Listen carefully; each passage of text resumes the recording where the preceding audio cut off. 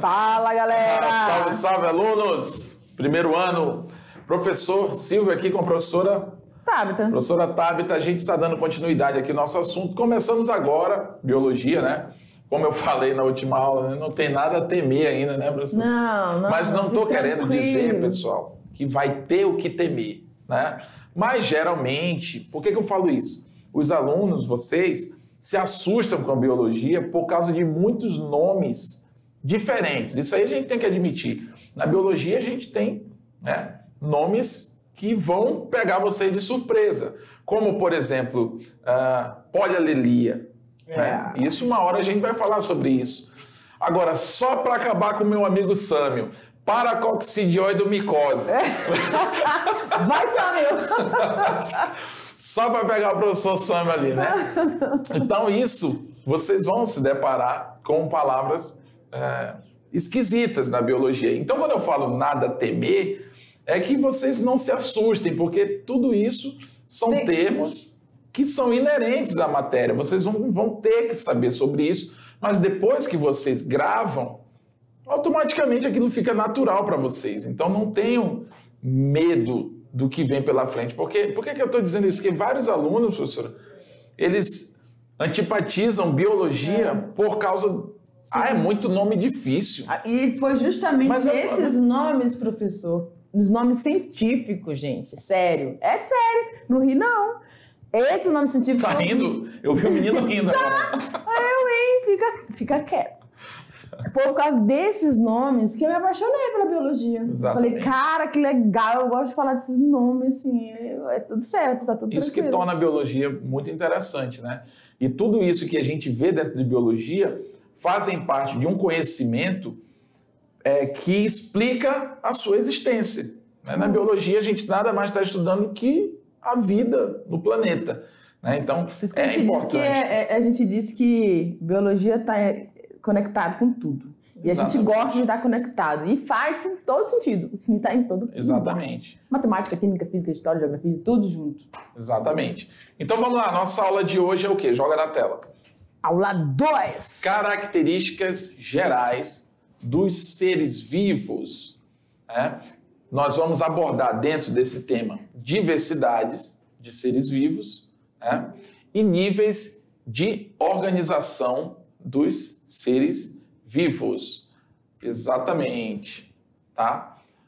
Então, a gente precisa entender, pessoal, que, mais uma vez eu vou falar sobre isso. Uma bactéria é um ser muito primitivo, muito simples. Um ser humano é um ser muito complexo, mas todos nós somos seres vivos. Né? A bactéria tem um tipo de célula, nós temos outro tipo de célula.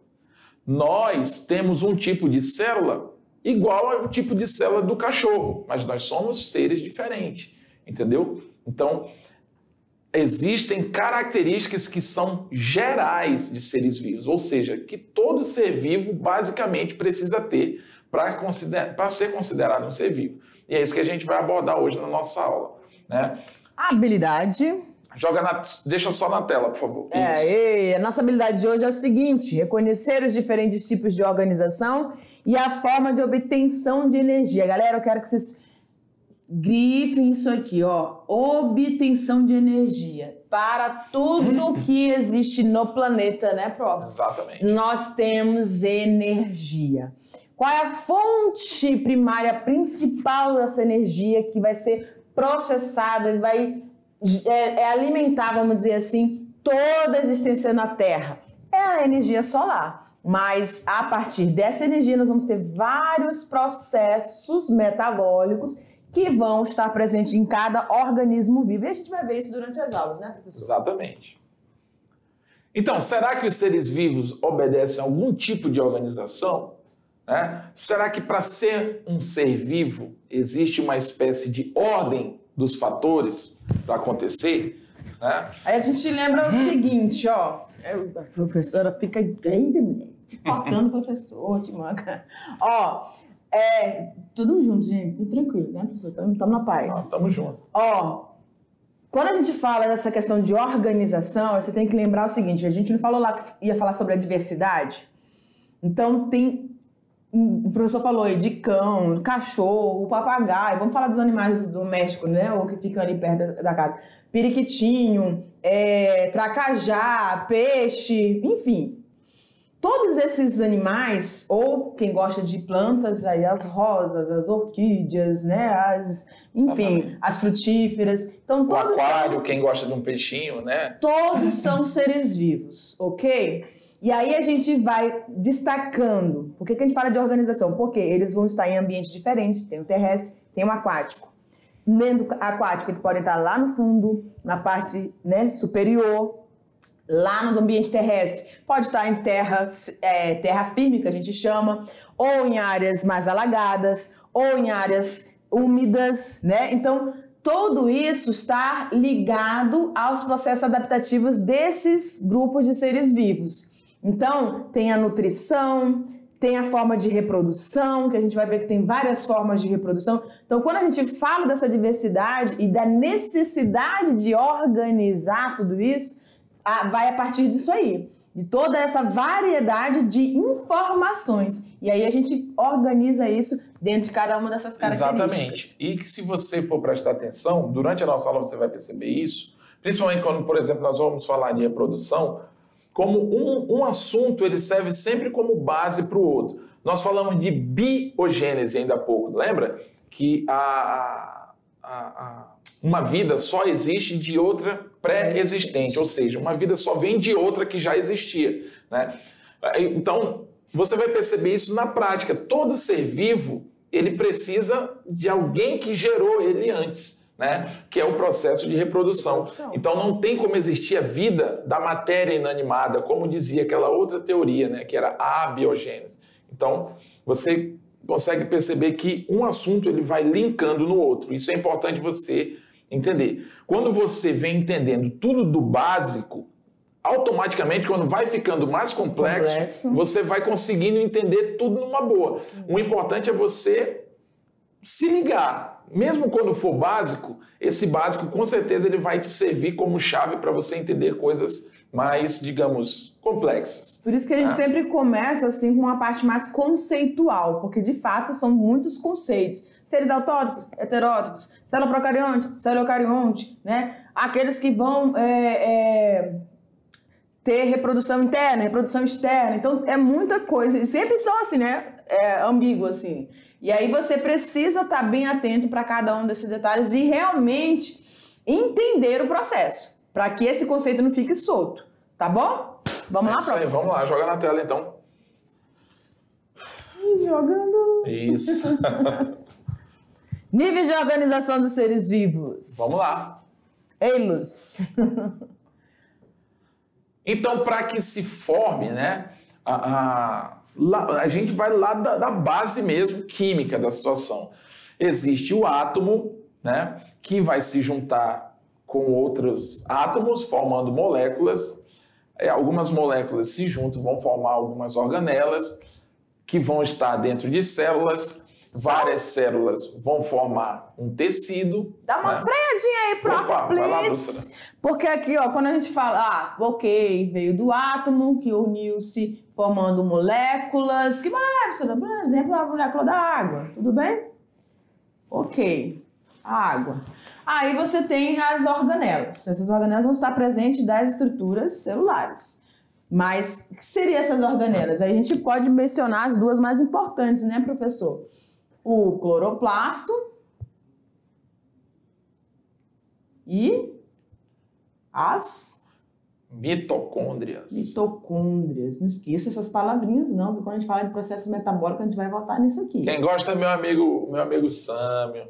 Mitocôndrias, cloroplasto. Fala aí, são do mitocôndria? Mitocôndria? Então, essas duas organelas, elas são muito importantes para os vegetais e para os animais, né? Exatamente. Porque elas fazem parte do processo metabólico de respiração celular e processo fotossintético. Lembrando que o cloroplastos e mitocôndria, respectivamente, um é para a planta, a importância dele maior, digamos assim, e mitocôndrias na célula animal tem uma importância muito grande, né? Sim. Para você ter ideia, a cloroplasto é a célula que permite os vegetais fazerem a fotossíntese. Né? Ela vai armazenar o pigmento, né, chamado clorofila, que permite aquela absorção da energia solar. Exatamente. Então, continuando. Aí temos aí a formação de células. Várias células vão se juntar, né, se ligarem de alguma forma e vão formar um tecido. Esses tecidos, se acumulando, se juntando ali de alguma forma, vão formar órgãos. Vários órgãos interligados vão formar um sistema, né? E vários sistemas vão formar o organismo. Ah, professor, como assim? Por exemplo, você tem um sistema chamado digestório, né? Sistema digestório, ele vai fazer o quê? O sistema digestório, ele vai tratar do processamento do alimento que você ingere. Mas o sistema digestório, ele é formado só por uma estrutura? Ah, eu como pela boca, é só a boca que vai? Não. Tem boca, tem esôfago, tem estômago, tem intestino, ou seja, um conjunto de órgãos que trabalham juntos visando uma mesma função, que no caso é a digestão, nesse caso do exemplo que eu dei, isso é um sistema. Eu tenho um sistema respiratório, são vários órgãos, né? Narinas, pulmões, traqueia, todos esses órgãos funcionando para uma função acontecer, que é o caso da respiração, tá bom? Sistema nervoso, temos lá os neurônios, a medula, enfim. Tudo isso são órgãos que trabalham para uma determinada função acontecer, que é a sua visão, a sua noção de espaço, né? O sistema nervoso, ele cuida do equilíbrio do corpo, enfim, tá bom? Então é isso, joga na tela. Olha aqui, só mais uma coisinha. Por exemplo, como o professor estava falando ali do sistema digestório, e a gente colocou aqui, ó, o estômago, o intestino delgado, o intestino grosso fazem parte desse sistema. E aí a gente lembra, né, professor, que algumas doenças, por exemplo, o câncer, eles podem atuar num desses órgãos. E aí a gente lembra o seguinte, alguns desses órgãos, não só falando especificamente do sistema digestório, mas de outros sistemas, o nosso corpo pode, por exemplo, estar sem. Né? Uma pessoa que teve um câncer de estômago, ela pode ter o seu estômago todo retirado. Né? Exatamente. Por que pode, professora? Como é que, né, o estômago não vai fazer a digestão? Pois é, mas o intestino, né? O estômago lá no estômago vai atuar só a digestão das nossas proteínas, né? E no intestino delgado, tá aqui, é onde vai ocorrer todas as enzimas vão atuar sobre todas as moléculas orgânicas. Então a pessoa pode sobreviver. Agora, outros órgãos, por exemplo, né? Sistema cardiovascular. A pessoa tem um problema cardíaco, já foi, né? Deu ruim. Deu ruim. Não tem como, entendeu? Então, para cada um desses sistemas, nós estudamos e a gente está vendo que eles são todos conectados. Exatamente. Tá bom? Tem alguns que um órgão pode suprir o outro, porque as suas funções permitem a sobrevivência desse ser. Outras situações não. São os órgãos vitais. Então, se você tiver algum dano nesse órgão vital, não tem como, tá? É como, por exemplo, a pessoa ter morte cerebral, né, professor? Por exemplo, morreu o cérebro, parou. O resto pode estar todo funcionando, mas o cérebro não funciona, já não vai ter mais utilidade para aqueles indivíduos, né? Então, é assim que funciona. E vários sistemas vão formar um organismo. Então, você imagina o seu próprio corpo. O seu corpo tem vários sistemas. Sistema digestório, sistema circulatório, sistema nervoso, sistema cardiovascular, enfim. Vários são o sistema urinário, vários são os sistemas funcionando para que você exista. Entendeu? Então a gente vê lá do átomo, que vai se juntar com outros átomos, vai formar moléculas, vão formar organelas, que vão participar de células, que várias células vão formar tecidos, vários tecidos formam órgãos, vários órgãos vão compor sistemas e vários sistemas, por fim, formam um organismo. Tá bom? Então nós temos aí, ó, lá a figurinha, né, agora de cada um dessas palavras aí que a gente falou durante a explicação. Átomos, uma parte muito pequena da matéria, que é dividida em quê? Prótons, nêutrons e elétrons. A junção desses átomos forma a matéria em seus estados sólidos, líquidos e gasosos. Ou seja, tudo é formado de átomo. Até aquilo que você não está vendo na sua frente, que é o ar, está cheio de átomos aí, né? De oxigênio principalmente. Tá bom, pessoal? Então, não existe nada no planeta que não seja formada de átomo. Ele é uma molécula muito pequena que tem ali o próton, nêutron, elétron. Nêutrons são partes positivas, elétrons são partes negativas. E os nêutrons... Neutro. É neutro, né, professora? Essa partezinha aqui, ó, é vermelhinha, tá em vermelhinho. Que é um núcleo atômico também, né? Isso. Então, ele tem os prótons e os nêutrons. E aí, eles vão repelir, porque como os prótons são cargas positivas, eles vão estar repelindo, né, essas cargas negativas, e eles vão ficar ali na eletrosfera, né, que nós chamamos ali, circulando. E aí, a gente vai ter aqueles campos de atração e tudo, mas vocês vão ver isso aí lá com a professora Sabrina. Vamos embora. Então, molécula, ela é uma junção de átomos. Ela constitui substâncias diversas e são formadas por átomos diferentes. Ou seja, né, nós temos ali a água. Ela é formada por átomos de hidrogênio e átomos de oxigênio. Então, a partir do momento que eles se juntam, se ligam quimicamente, eles não são mais um átomo. Ele passa agora a ser uma molécula, né, porque ele está compondo com outro elemento.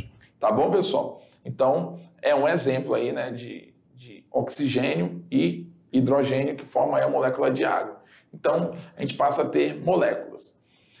As organelas são pequenas estruturas similares a órgãos que estão presentes em células animais e vegetais. Ajudam a realizar as funções vitais das células. As organelas, como o próprio nome já sugere, né, nós não temos vários órgãos funcionando no nosso organismo para que nós sobrevivamos. Então, as organelas é como se fossem os órgãos necessários para a célula funcionar. Né? Temos lá um núcleo, no caso da célula eucarionte, a gente tem um núcleo, fora lá do núcleo, no citossol, a gente tem várias outras células, mitocôndria, complexo golgiense, retículo endoplasmático, enfim. No caso das células vegetais, a gente tem aqui os cloroplastos, né? Isso aqui é um exemplo de cloroplasto, esse tipo de organela aqui só tem nas células vegetais, tá bom? Mas todos eles são muito importantes, né? A gente pode dizer que são vitais aí para o funcionamento da célula. A gente tem a célula em si, né? Uma célula, elas são unidades funcionais que constituem órgãos animais e vegetais. Realizam respiração e reprodução, além de guardar as informações genéticas dos seres. Agora, uma coisa importante, olha aqui para mim, pessoal. A célula, ela é a unidade fundamental da vida. Não existe vida se não existe célula. Mas nem toda célula tem núcleo. Nem toda célula é eucarionte. Existem as células procariontes, que são as células que não têm núcleo, e as células eucariontes, que são células que possuem núcleo, e o material genético é sempre guardadinho dentro desse núcleo, que é no caso do ser humano, tá bom? Mas de qualquer ser vivo eu estou falando. Que seja eucarionte, o seu DNAzinho está guardado lá dentro dessa estrutura, tá bom? Joga na tela de novo, vamos lá. Tecido. O tecido ele vai ser uma união de várias células, tá, pessoal? Então é a parte visível dos órgãos formada por um agrupamento de células vegetais ou animais, dependendo do ser que a gente está falando, né? Então os tecidos são responsáveis por guardarem as células, vasos sanguíneos, realizar excreções como suor. O que são excreções, pessoal? São produtos que são excretados pela célula, ou seja, que são postos para fora, tá? Eu gosto sempre de usar palavras mais simplistas, assim, para vocês entenderem. São colocadas para fora. Por exemplo, a urina é uma excreta, né? Ela nitrogenada. Exato, é nitrogenada, né? Ela vai ter ali compostos que o nosso corpo não está precisando e ele está descartando. Então, a urina, né, são excretas do nosso organismo, por exemplo. Saliva? Saliva também, né? Então, tudo aquilo que o nosso corpo, de alguma forma, a palavra seria essa, põe para fora. Eu gosto de falar da forma que você entende.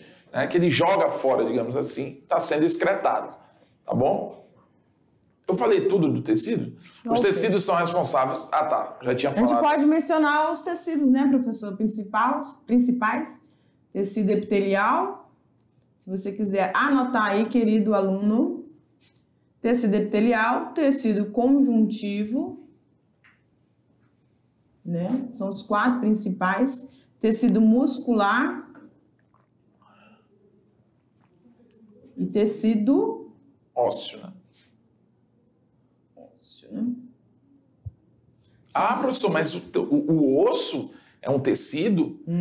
Pessoal, o osso ele é formado por células, tá bom? Então, só para você saber, o osso ele é duro daquele... porque você pensa, tecido é uma coisa suave, mais mole, né? Não, o osso ele é um tecido ósseo, tá? Órgãos, conjunto de tecidos, ou seja, agora vários tecidos se juntam para formar os órgãos. Então, esses órgãos realizam vários tipos de funções. O coração bombeia o sangue, o estômago ajuda na alimentação, o intestino delgado absorve as substâncias, né? Então, você percebe aí que vários órgãos são responsáveis, cada um dentro do seu devido sistema, por realizar determinadas funções. Sistema é um conjunto de órgãos interligados. Nosso sistema digestivo, por exemplo, tem boca, língua, esôfago, estômago e intestino. Tá? Então, geralmente, um sistema ele é caracterizado por um conjunto de órgãos que trabalham juntos promovendo uma determinada função. Nesse caso aqui, é a digestão. Vários órgãos vão participar desse processo. Tá bom? Por exemplo, aqui nesse sistema, no caso, que é o digestório, se a gente colocar aí... isso mesmo. O neurônio é uma unidade celular, porém, contudo, todavia, não entra dentro dessa questão digestória, né? Então, cada sistema tem o seu conjunto de órgãos específicos que vão trabalhando, né, de acordo com as suas funções, mantendo esse organismo a partir do seu funcionamento. Exatamente. Espécies, né? Esses organismos, um conjunto, né, de características específicas de um determinado grupo vão formar o que a gente chama de espécie. Então, é um conjunto de organismos semelhantes entre si, com várias características semelhantes. Estes organismos conseguem se reproduzir entre si e gerar novos indivíduos férteis da mesma espécie. Então, isso é uma coisa assim, até... É clichê de você escutar isso. O que caracteriza uma espécie? Quando um indivíduo cruza com outro, né? E a geração, né? Os descendentes desse cruzamento geram filhos que também são férteis. Isso significa que houve o cruzamento entre espécies iguais. Como assim, professor? Não entendi. Tipo aqui, ó. O X cruza com o Y. Aí eles têm um filho. Se esse filho for fértil, ou seja, se ele puder produzir filho também, é sinal que o X e o Y, os pais dele, eram da mesma espécie também. É uma forma de você chegar lá, né? De saber ou não, tá? Se são da mesma espécie. O que o professor está falando é uma coisa muito importante, que é o número de cromossomos, né? De cada espécie. Cada espécie dentro do planeta, seja um fungo, seja uma formiga, seja lá o que for que você está imaginando aí, ele tem o seu material genético, e nesse material genético, lá dentro do seu núcleo, ele vai ter o DNA, o número de cromossomos. Então, na nossa espécie humana, nós sabemos que nós temos os 46 cromossomos. Mas esse indivíduo, deixa eu ir para aí com você, professor Silvinho, só consegue gerar um descendente fértil, porque, vamos ver aqui, a espécie humana, professora Tabita, do sexo feminino, tem os seus 46 cromossomos e o professor Silvinho também. Nas nossas células reprodutivas, né, dentro das nossas gônadas, nós vamos ter, então, essa diminuição, essa redução através do processo meiótico que a gente vai estudar Então você vai ter aí só metade do número de cromossomos presentes nas outras nossas células, que a gente chama de células somáticas. Então nós vamos ter, formando os gametas, a metade. Se eu tenho 46, a metade será 23. Então esses 23 são importantes, tá, nos nossos gametas, porque no momento da reprodução, seja ela por fecundação interna ou externa, como assim, professora? Dentro do corpo ou no ambiente, você vai ter esse encontro e você vai ter novamente essa célula ovo ou zigoto com 46 cromossomos. Exatamente. Então, todas as espécies animais têm que ter um número certo de cromossomos. E por que é importante esse detalhe? Vamos dizer que uma espécie, professora, se é metade, então todas as espécies na face da Terra têm um número par de cromossomos, né, professor? Sim. Só que se acontece uma alteração, uma mutação, esse indivíduo tem um acréscimo do número de cromossomos, lá vai a professora, né? Aí o que vai acontecer? Esse indivíduo vai ter um número ímpar, ele não vai ser mais compatível. E aí é uma situaçãozinha que a gente vai estudar ao longo da biologia nesses 3 anos aí. A gente está só no primeiro ano, né, professor? Exatamente. E o que acontece aqui, né? Como tem aqui atrás, quando dois animais aí que não são, a égua cruza com um burro, vai nascer uma mula. A mula não é fértil, né? Então ela vai ser estéril.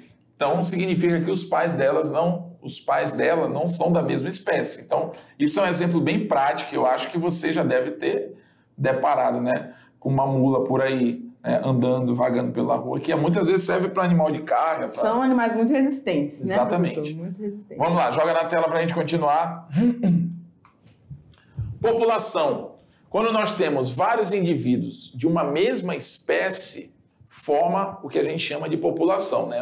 Ela é formada por indivíduos da mesma espécie que vivem em uma mesma área.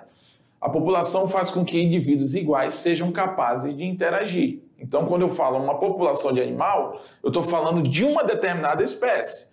A população de onça da Amazônia, a população de serpentes, né? Então, geralmente, eu estou falando de animais da mesma espécie. Eles conseguem conviver e se reproduzir, ter novos parceiros ou parceiras. São capazes de eleger líderes, procurar comida e proteger uns aos outros dos predadores. É o que a gente chama de bando, né? Geralmente, existem bandos. Por exemplo, o catitu, né? O queixada do mato. Né? Aqui na nossa região é comum, eles andam de bando. Então, um protege o outro, eles se reproduzem ali, tem o macho que é o líder, enfim, né?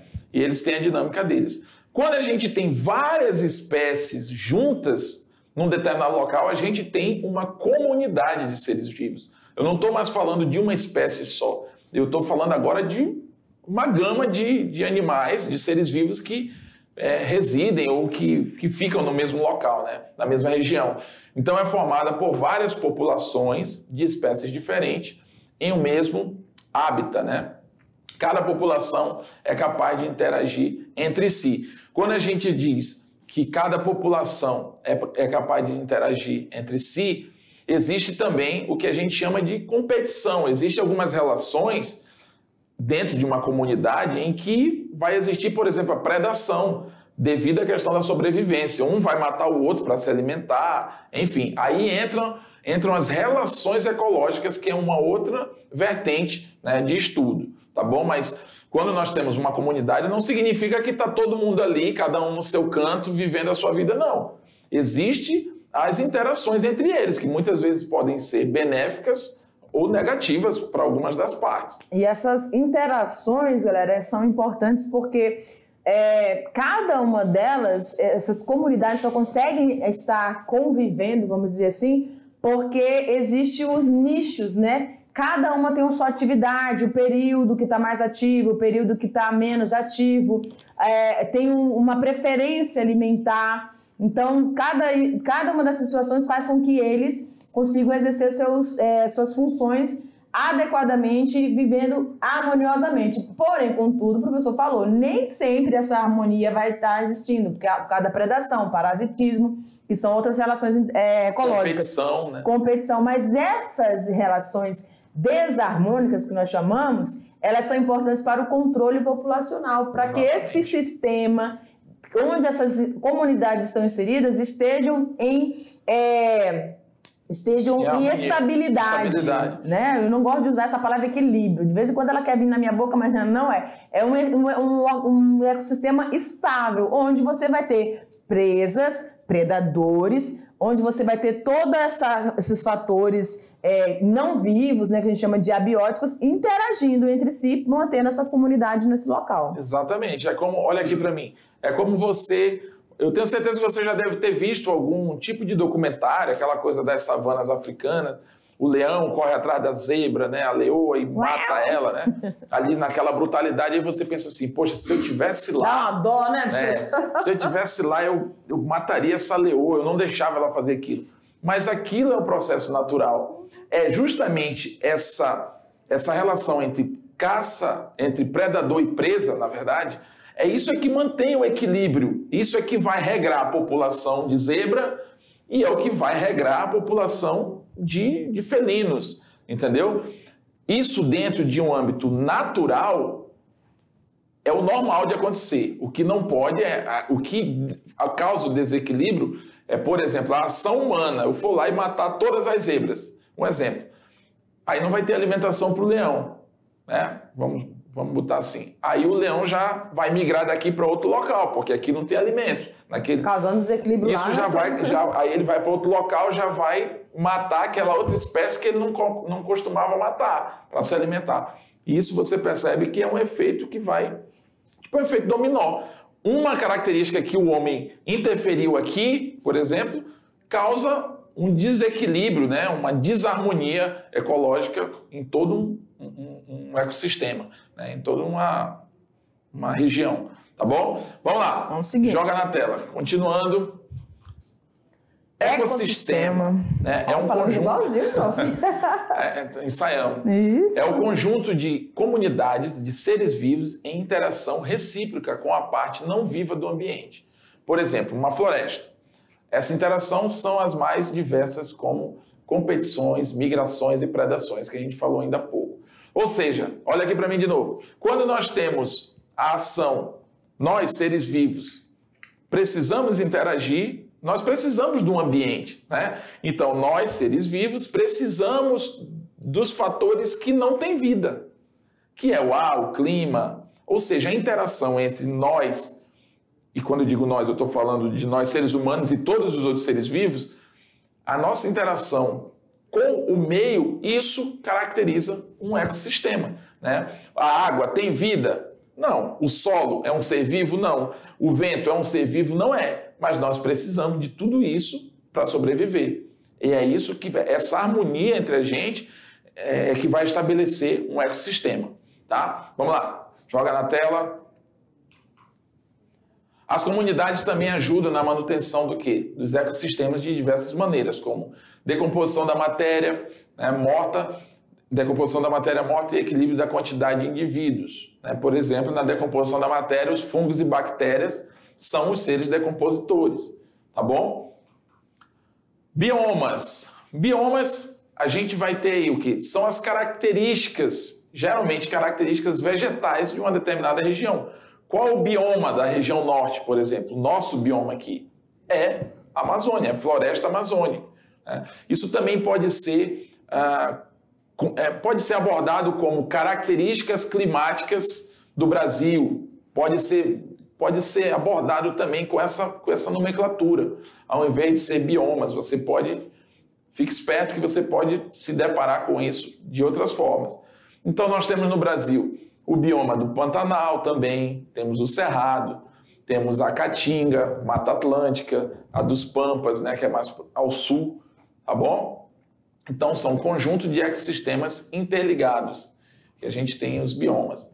A biosfera é o planeta como um todo, né? É a reunião de todos os ecossistemas do planeta, ou seja, o conjunto de todas as regiões da Terra habitada por seres vivos, tá bom? Com certeza, o homem não conhece todos os seres vivos que habitam a Terra, pois eles constituem uma variedade muito grande. E essa grande variedade de seres vivos existentes no nosso planeta é que chamamos de biodiversidade. Acreditem, tá, pessoal? O homem conhece muita coisa, mas não conhece nem perto do total ainda do nosso planeta, né, em termos de seres vivos. Então, existem outros seres vivos na Terra que nem os cientistas e pesquisadores ainda conhecem. Acredita-se que existam cerca de 8,7 milhões de seres diferentes no planeta e apenas 1,2 milhões de espécies já foram catalogadas. Ou seja, isso dá uma dor no coração. Quase nada, né, pessoal? Com certeza. Porque a gente tem perdido muita... Tem até, professora, espécies que já foi extinta e o homem nunca conheceu. Né? Isso também existe. Aí entra aquela questão, né, do incentivo, da pesquisa, em lugares de difícil acesso que muitas pessoas gostariam de estar conhecendo, estar reconhecendo essa fauna nesses ambientes. Infelizmente, elas não conseguem chegar lá por falta de incentivo, de apoio financeiro mesmo para sustentar, porque fazer uma expedição é uma área longínqua, né? Então, você tem que ter como levar esse pessoal, uma logística toda. Isso envolve a questão econômica. Então, isso é uma realidade no Brasil, mas que a gente gostaria muito, né, que isso mudasse, com certeza. Infelizmente, o investimento em ciência no Brasil é muito pouco, ainda, né? Ainda. Em pleno século XXI, a gente ainda tem governos que não se preocupam com a evolução do conhecimento. Aí entra a questão da velocidade ou rapidez com que nós temos perdido essa diversidade. Os ambientes que nós temos perdido, ou a contaminação dos ambientes onde esses seres vivos estão inseridos. Gente, isso realmente, essa velocidade é muito maior do que a gente consegue acompanhar no quesito científico, de busca de conhecimento científico. Então, infelizmente, a gente está deixando muito a desejar. É isso aí. Vamos lá, joga na tela. Continuando. É muito difícil, classificação de seres vivos, né? É muito difícil estudar isoladamente todos os seres vivos conhecidos na Terra. Saber como eles são, onde se abrigam, como se reproduzem, onde se abrigam? É porque está repetida, né? É verdade. Por exemplo, não é uma tarefa fácil a gente saber, né, de determinadas características. Então, na tentativa de entender melhor a evolução dos grupos de seres vivos e suas relações de parentesco, os cientistas fazem a sua classificação. Então, o que é classificar? É agrupar e formar grupos obedecendo determinados critérios. Quais são eles? Espécies mais aparentadas entre si do que com qualquer outras, e formam um gênero. Ou seja, pessoal, a espécie, o nível de espécie, ele é um nível mais restrito, né? Quando você chega no nível de espécie, você realmente, se um indivíduo for da mesma espécie que o outro, então significa que eles têm a maior semelhança possível em termos de fisiologia, de funcionamento, né? Então, os cães e os lobos são parentes próximos e também muito semelhantes, né? Mas não são da mesma espécie, entendeu? Mas eles são do mesmo gênero. Assim, todos esses animais foram classificados no gênero Canis, né? Ou Canis. Tá bom, pessoal? Mas nem todo Canis ou Canis, sinceramente, Canis familiares. É Canis, né? Doméstico ou Canis familiares. Pronto. Nem todo Canis é o Canis familiares, né? Esse que a gente tem em casa. O Canis lupus, que é o lobo, né? O Canis lupus é o lobo. O Canis familiares é esse Canis que a gente tem em casa, né? É o Canis que a gente tem em casa. Com as noções de gênero e espécie, o cientista sueco Carl von Linneu, né, que é o considerado o pai da taxonomia, falamos nele na primeira aula, classificou todos os seres vivos até então conhecidos. Para isso, empregou sempre duas palavras para dar nome a eles. É o nome científico, aquilo que eu falei, lembra? Homo sapiens é o nome científico da espécie, né, do homem, do ser humano. Regras da nomenclatura. As duas palavras do nome científico são escritas em latim, tá? E sempre em duas palavras, tá, pessoal? Por isso que chama binomial, que não está escrito aí, mas é sempre binomial, sempre com dois nomes. Homo sapiens, canis familiares, tá? Sempre duas palavras. Essa língua, usada pelos antigos romanos, foi escolhida por ser um idioma morto, ou seja, ela não é mais passível de mudança, tá bom? O nome científico deve estar destacado no texto de alguma maneira para facilitar sua identificação. Isso pode ser feito com letras em negritos, em itálicos ou sublinhadas. Linneu chamou o cão, por exemplo, de canis familiares e o lobo de canis lupus. Aí você pode... canis lupus, né? Desculpa, aí você pode observar o primeiro nome o gênero, o segundo nome o epíteto, e aí você tem a espécie, né? Primeira letra maiúscula e a segunda palavra inicial, né? Inicial é minúscula, que é outra regrinha. É outra regra, né, da nomenclatura científica. E a expressão formada da primeira palavra, canis, né, o canis, é o gênero, ou seja, canis é o gênero, como a professora falou, mas a segunda, que é a palavra familiares ou lupus, representa o epíteto, que define a espécie. Então, o homem pertence à espécie Homo sapiens. Chega aqui, professora. Chego. É isso aí, pessoal. Falamos hoje aí sobre, né, os conceitos básicos, aliás, as características gerais dos seres vivos, tá bom? Então, tudo que a gente viu aqui não se aplica só a uma espécie, só ao ser humano. É da vida como um todo, tá bom? E se você ficou voando em alguma parte, a gente vai fazer a nossa revisão. Segura. Agora. Segura aí.